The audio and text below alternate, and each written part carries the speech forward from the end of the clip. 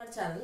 Last video में हम लोगों ने डिस्कस करा था about the exceptions of demand और बहुत सारे फैक्टर्स जो डिमांड को अफेक्ट करते हैं and how we represent demand, what the changes we can calculate in demand, किस तरीके से डिमांड बढ़ती है, किस तरीके से कम होती है। ये सब चीजें जो है वो हमने लास्ट चैप्टर के अंदर या हम लोगों ने लास्ट जो वीडियो बनाया था उसके अंदर हम लोगों ने डिस्कस करा था। सो आज के वीडियो में मैंने लास्ट प्रीवियस वीडियोज में 2-3 टर्म्स ऐसी जो यूज करी थी, like substitute goods, complementary goods, inferior goods and normal goods. हर वीडियो में मैं आप लोगों को इनके बारे में बताती रही।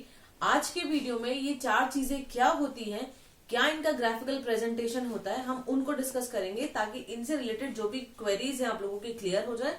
और अगर मान लीजिए बोर्ड में डिफरेंशिएशन बेसिस पर कोई क्वेश्चन आता है, से सपोज अगर क्वेश्चन आता है differentiate between substitute goods and complementary goods और inferior goods and normal goods, so you can give answer, क्योंकि अगर आपको पता नहीं होगा तो आप उसका आंसर नहीं लिख सकते।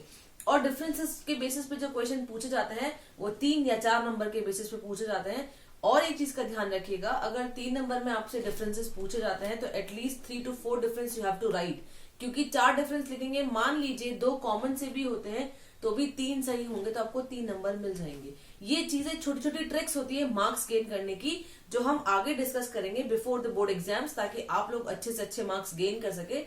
और कौन कौन सी चीजें हैं जिनका अगर आप ध्यान रखेंगे ड्यूरिंग द बोर्ड एग्जाम तो आपको ज्यादा अच्छे नंबर गेन हो सकते हैं, वो चीजें हैं हम आने वाले वीडियोस के अंदर डिस्कस करेंगे। So let's back to the topic. आज का जो हमारा टॉपिक है वो है ये 4 types of good, substitute goods, complementary goods, normal goods and inferior goods. So let's start with substitute goods. Substitute goods basically क्या होता है, वो गुड्स जो एक दूसरे को रिप्लेस करते हैं, गुड्स विच रिप्लेसेस, राइट, वो गुड्स जो एक दूसरे को रिप्लेस करते हैं उन्हें सब्स्टिट्यूट गुड्स बोला जाता है। सब्स्टिट्यूट मतलब जो एक दूसरे की जगह पर आ सके। For example T and coffee, Coke and Pepsi, वो चीजें जो कि सेम जोनर की होती हैं, जैसे टी और कॉफी दोनों कैफीन है, कोक एंड पेप्सी दोनों कोल्ड ड्रिंक जोन की है, तो वो एक दूसरे को क्या कर सकती है, रिप्लेस कर सकती है। नाउ इनमें क्या चीजें चलती है, एक चीज का ध्यान रखिएगा, यहाँ पर प्राइस और डिमांड का जो ग्राफ है वो एक साथ चलता है। कैसे चलता है, अगर टी की प्राइस इंक्रीज होती है, से सपोज टी की प्राइस इंक्रीज हो रही है, तो यहाँ पर कॉफी की डिमांड जो है वो इंक्रीज हो जाएगी। कैसे हो जाएगी, टी की प्राइस बढ़ रही है तो जाहिर सी बात है अगर चाय महंगी हो गई है तो आदमी चाय पीना क्या कर देगा, कम कर देगा। लेकिन हम इंडियंस में कैफीन को कंज्यूम करने की एक एडिक्शन होती है कि अगर चाय ना मिले तो हमको क्या होता है, चलता नहीं है, चाय बहुत कंपलसरी है। हम क्या करते हैं, हर चीज का ऑल्टरनेट सब्स्टिट्यूट ढूंढ के रखते हैं। मान लीजिए अगर आपको टी नहीं मिलता है तो आप क्या करेंगे, कॉफी पियेंगे, क्योंकि कुछ ना कुछ तो चाहिए। इसीलिए price of tea increases then demand of coffee increases. ये बेसिक कॉन्सेप्ट है। सब्स्टिट्यूट को याद रखने का एक सिंपल सा तरीका है कि यहाँ पर दोनों एरो जो है प्राइस और डिमांड के वो अपवर्ड डायरेक्शन में होते हैं, मतलब दोनों में एक जैसा चेंज होगा। अगर एक बढ़ेगा तो दूसरा बढ़ेगा, अगर एक कम होगा तो दूसरा भी कम हो जाएगा। ये होता है आपका सब्स्टिट्यूट गुड्स। देन नेक्स्ट आपका आता है complementary. As the name is complementary which complements each other, complements each other, वो दो कमोडिटीज जो कि एक दूसरे के साथ काम आती हैं। अगर एक का प्राइस कम होगा तो दूसरे का प्राइस, डिमांड क्या हो जाएगा, कम हो जाएगा। यहां पर चीजें ऑपोजिट चलती हैं। अच्छा, वन मोर थिंग, जैसे मान लीजिए ये ग्राफ जो मैंने बनाया है, आप लोगों को मैंने लास्ट वीडियो में भी बताया था कि अगर कोई भी ग्राफ आप बनाते हैं तो उसको कंप्लीटली लेबल कीजिए। विदाउट लेबलिंग कोई भी जो ग्राफ है वो इनकम्प्लीट माना जाता है, बोर्ड में नंबर कटने के चांसेस होते हैं। तो यहाँ पर आप लोगों को कंफ्यूजन हो रहा होगा कि डिमांड का जो ग्राफ है वो ऑल्टरनेट होता है, मतलब डाउनवर्ड स्लोप होता है, तो ये राइजिंग कैसे है, मैं आपको क्लियर कर दूं। क्योंकि हमने क्या देखा है कि अगर प्राइस बढ़ेगी तो डिमांड बढ़ेगी। If price increases quantity also increases, क्योंकि ये एक टाइम पे दो चीजें शो कर रहा है, price of T and demand of coffee, इसलिए ये इंक्रीजिंग डायरेक्शन में है। अब यहाँ पर डिक्रीजिंग डायरेक्शन में क्यों है, if price increases demand decreases and if price decreases demand increases. तो यहाँ पर जैसे आप लोग मान के चलिए कॉम्प्लीमेंट्री एग्जाम्पल, जैसे कार एंड पेट्रोल हो गया, बहुत ज्यादा फर्क नहीं आता। सी ये जितनी भी चीजें हैं ना, ये एक इमेजिनरी सिचुएशन है। असल लाइफ में ये exactly as it is follow नहीं होती है। क्यों नहीं होती है? क्योंकि इंसान की नेसेसिटी डे बाय डे बढ़ती जा रही है।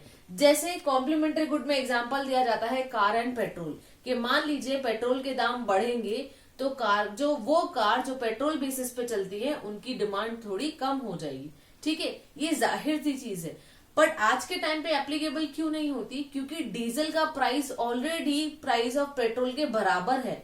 तो आप डीजल का कार खरीदो, पेट्रोल का कार खरीदो, ऑलमोस्ट सेम बात आती है। इसलिए चीजें ज्यादा एप्लीकेबल नहीं होती, क्योंकि बाकी और भी जो फैक्टर्स है वो भी तो चीजों को अफेक्ट करते हैं कहीं ना कहीं, इसलिए ये चीजें होती है। ये चीज क्योंकि हमको बोर्ड एग्जाम्स के अकॉर्डिंग चलना है, क्योंकि बोर्ड में कॉपीज में हमको यही लिखना होगा। सो यहाँ पे price of car increases, price of petrol increases, then demand of car decreases. और यहाँ पर जो ग्राफ बनेगा वो डाउनवर्ड स्लोप ही बनेगा, क्योंकि अगर एक चीज बढ़ेगी तो दूसरी कम हो जाएगी। ये की फैक्टर है, इसको ध्यान रखिएगा। Then it comes normal goods and inferior goods. यहाँ पर प्राइस और डिमांड की बात थी, यहाँ पर इनकम की बात होगी। कैसे होगी? मान लीजिए अगर किसी कंज्यूमर की इनकम बढ़ती है तो जो नॉर्मल कमोडिटीज, यूजुअल कमोडिटीज जो आप और हम यूज करते हैं डे बाय डे हमारे घर के अंदर, तो वो चीजों की क्वांटिटी क्या हो जाएगी? बढ़ जाएगी। तो इनकम इंक्रीजेस, डिमांड इंक्रीजेस। अगर कंज्यूमर की इनकम बढ़ती है तो डिमांड बढ़ जाएगी, क्योंकि आप ज्यादा से ज्यादा क्वांटिटी परचेज करेंगे। Purchase more and more quantity, okay. So it is related with the income of the consumer. अब यहाँ का जो ग्राफ बनेगा वो भी इसी तरीके से बनेगा। सपोज डी एंड डी, यहाँ पर प्राइस हम दिखा रहे हैं स्लैश हम इनकम भी बता सकते हैं कि अगर मान लीजिए इनकम बढ़ती है तो क्वांटिटी क्या हो जाएगी? बढ़ जाएगी। इसीलिए जो ग्राफ है वो अपवर्ड स्लोप्स होता है। अब आता है इंफीरियर गुड्स। इंफीरियर गुड्स को लो क्वालिटी प्रोडक्ट्स भी कहते हैं। ठीक है, comparison to the normal goods. Normal goods वो सामान होते हैं, वो कमोडिटीज होती हैं जो डेली बेसिस पर हम लोग यूज कर रहे हैं। ठीक है, अगर उसी में थोड़ा सा लो क्वालिटी अगर आप चाहते हैं, जैसे मान लीजिए एक तो सर्फ आता है टाइड का, सर्फ एक्सेल का, है ना, उसमें भी फ्रंट लोड, टॉप लोड, अलग अलग तरीके के जो है वो सर्फ आते हैं। ठीक है, डिटर्जेंट जिसे पाउडर जिसे हम बोलते हैं, लिक्विड भी आता है, मैटिक भी आता है। उसके अंदर अगर मैं आपको बहुत ही बेसिक लेवल पे ले जाऊं, सपोज घड़ी डिटर्जेंट ले लो, व्हील ले लो या निरमा ले लो, बुरे ये भी नहीं है, लेकिन अगर आप उसका कंपैरिजन सर्फ एक्सेल से करेंगे तो सर्फ एक्सेल वहां है और निरमा सर्फ यहाँ है। ठीक है, तो ये हो गया आपका इंफीरियर गुड और वो हो गया आपका नॉर्मल गुड। अब क्या होता है, यहाँ पर ऑपोजिट चीज चलती है। अगर इनकम बढ़ती है तो डिमांड क्या हो जाएगी? कम हो जाएगी। कैसे कम हो जाएगी? समझिए अब इस बात को। अगर मान लीजिए आपकी इनकम इंक्रीज होती है तो हम क्या करेंगे? हम निरमा खरीदने की बजाय सर्फ एक्सेल खरीदना चाहेंगे। समझ रहे हैं बात को?